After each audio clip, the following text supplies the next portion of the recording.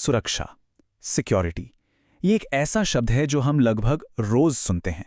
पर क्या हमने कभी रुक कर सोचा है कि इसका असली मतलब क्या है? ये जितना सुनने में सीधा लगता है, उतना है नहीं। तो चलिए आज इसी सवाल की तह तक जाते हैं। क्या सुरक्षा का मतलब सिर्फ देश की सरहदों की हिफाजत करना है, या फिर इसका कोई और ज्यादा गहरा मतलब भी है? आइए पता करते हैं। अक्सर आपने सुना होगा, जैसे ही राष्ट्रीय सुरक्षा का जिक्र आता है, सारी बहस वहीं रुक जाती है। मानो ये कोई ऐसा जादुई शब्द हो जिसे बोलकर कह दिया जाता है कि भाई ये मामला बहुत गंभीर है, आम लोगों को इसमें पड़ने की जरूरत नहीं है। तो आज हम क्या क्या देखने वाले हैं? हम समझेंगे कि सुरक्षा आखिर है क्या, फिर इसके पारंपरिक नजरिए को देखेंगे, और फिर देखेंगे कि आज के जमाने में इसके मायने कैसे बदल गए हैं। और हाँ, सबसे आखिर में हम ये अहम सवाल पूछेंगे कि ये सुरक्षा है किसके लिए। चलिए एकदम बेसिक से शुरू करते हैं। सुरक्षा है क्या? अगर बिल्कुल सीधे सीधे शब्दों में कहें तो इसका मतलब है खतरों से आज़ादी। लेकिन सवाल यह है कि कौन से खतरे? यह एक बहुत जरूरी बात समझनी होगी। सुरक्षा हर छोटे मोटे खतरे के लिए नहीं होती। इसका लेना देना सिर्फ उन बड़े खतरनाक खतरों से है जो किसी समाज की कोर वैल्यूज यानी कि उसके बुनियादी मूल्यों पर ही हमला कर दें। मतलब ऐसे खतरे जिनसे अगर निपटा नहीं गया तो इतना बड़ा नुकसान हो जाएगा जिसकी भरपाई करना नामुमकिन हो। अच्छा, तो अब सुरक्षा के पारंपरिक यानी ट्रेडिशनल व्यू पर आते हैं।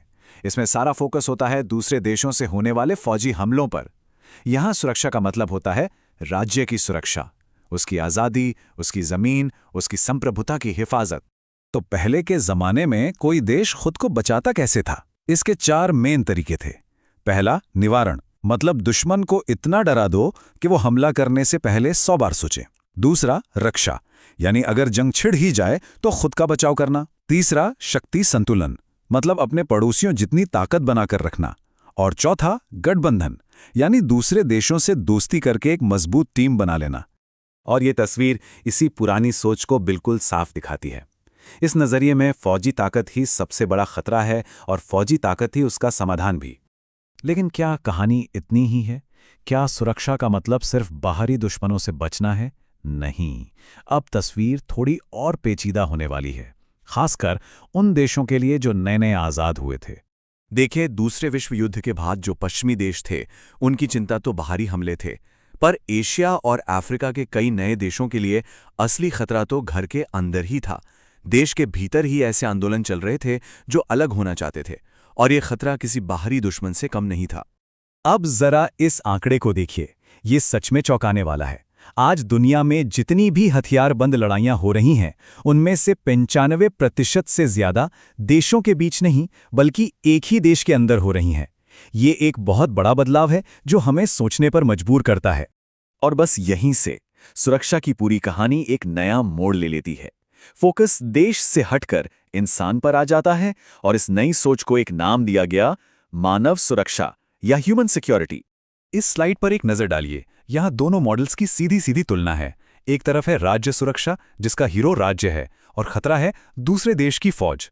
वहीं दूसरी तरफ है मानव सुरक्षा, जिसका हीरो एक आम इंसान है और खतरे हैं हिंसा, गरीबी, बीमारी और बाढ़ तूफान जैसी आपदाएं। फर्क बिल्कुल साफ है ना? ये जो बात कही गई है, ये पारंपरिक मॉडल की सबसे बड़ी कमी को उजागर करती है।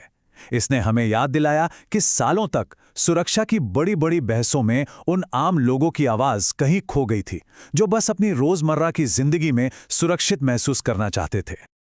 और ये तस्वीर ये इसी बात को कितनी खूबसूरती से दिखाती है। जरा सोचिए, सिर्फ इसलिए कि किसी देश की फौज बहुत ताकतवर है, क्या इसका यह मतलब है कि वहां के लोग भी सुरक्षित और खुशहाल हैं? जरूरी नहीं। अच्छा, अब मानव सुरक्षा के अंदर भी मोटे तौर पर 2 तरह की सोच है।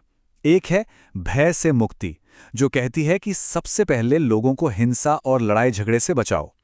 और दूसरी, जो इससे भी आगे जाती है, वो है अभाव से मुक्ति, मतलब लोगों को सिर्फ डर से ही नहीं, बल्कि भूख, बीमारी और गरीबी से भी बचाना जरूरी है।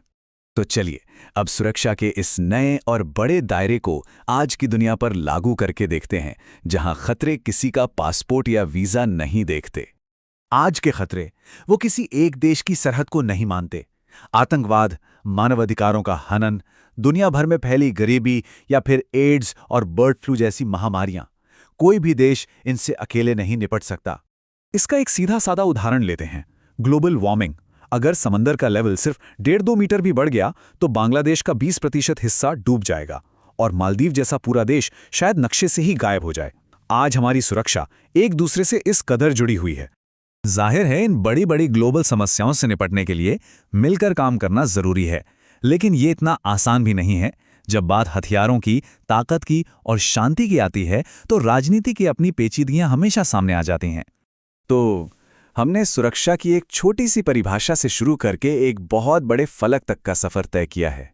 अब आखिर में इस सवाल को और अपने करीब लाते हैं। तो सबसे अहम बात क्या निकली? यही कि सुरक्षा का मतलब अब सिर्फ तोप और मिसाइलें नहीं रह गया है। ये सोच अब बहुत आगे बढ़ चुकी है और अब इसमें इंसान की गरिमा और उसकी भलाई की सुरक्षा भी शामिल है। तो हम आज की चर्चा को इस एक सवाल पर छोड़ते हैं कि आपकी हमारी सुरक्षा के बारे में फैसला कौन करता है? क्या यह सिर्फ सरकार का काम है या इसमें हमारी भी कोई भूमिका है? एक इंसान के तौर पर, एक परिवार के लिए सुरक्षा का असली मतलब क्या है? इस पर सोचिएगा जरूर।